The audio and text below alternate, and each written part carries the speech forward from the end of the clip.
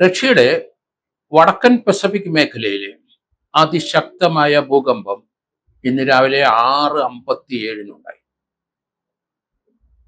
ഇതിന്റെ ഭൂകമ്പത്തെ തുടർന്ന് തിരമാലകള് 40 മീറ്റർ ഉയരത്തിലെ ഹവായി ഐലൻഡിലും അതുപോലെ ജപ്പാനിലും അലാസ്കയിലും അമേരിക്കയിലെ അലാസ്കയിലും ഉണ്ടാകും.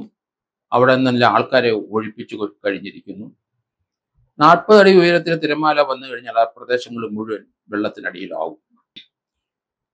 8.8 റിക്ടർ സ്കെയിലിൽ രേഖപ്പെടുത്തിയ ഈ ഭൂകമ്പം 2011 ശേഷം ലോകം കണ്ട ഏറ്റവും വലിയ ഭൂകമ്പങ്ങളിൽ ഒന്നാണിത്. ലോകത്തിലെ ഏറ്റവും വലിയ ഭൂകമ്പം 1952 9.1 റിക്ടർ സ്കെയിലിൽ രേഖപ്പെടുത്തിയ ഭൂകമ്പമാണ് ഇതിനു മുമ്പ് ഉണ്ടായിരിക്കുന്നത്. ഇപ്പോഴ് ഇതിന്റെ അലയൊലികൾ ജപ്പാനിലും ഹവായിലും അമേരിക്കയുടെ അലാസ്കയിലും ഉടൻ ഉണ്ടാകും. സുനാമി മുന്നറിയിപ്പ് എല്ലായിടത്തും കൊടുത്തു കഴിഞ്ഞു. 40 മീറ്റർ ഉയരത്തിലെ ജപ്പാനിലെ തിരമാല ആഞ്ഞടിച്ചു കഴിഞ്ഞു. അവിടെ എല്ലാവരെയും എവാക്വേറ്റ് ചെയ്തു.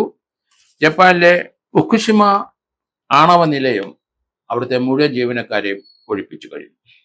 റഷ്യയുടെ കാംചട്ട് ഉപദ്വീപിന്റെ കെട്ടിടത്തിന് ധാരാളം കേടുപാടുകൾ സംഭവിച്ചു കഴിഞ്ഞു. 1,80,000 പേർ താമസിക്കുന്ന പെട്രോ പൗലോസ്ക എന്ന റഷ്യയുടെ മേഖലയിലാണ് ഇത് ആഞ്ഞടിച്ചിരിക്കുന്നത്.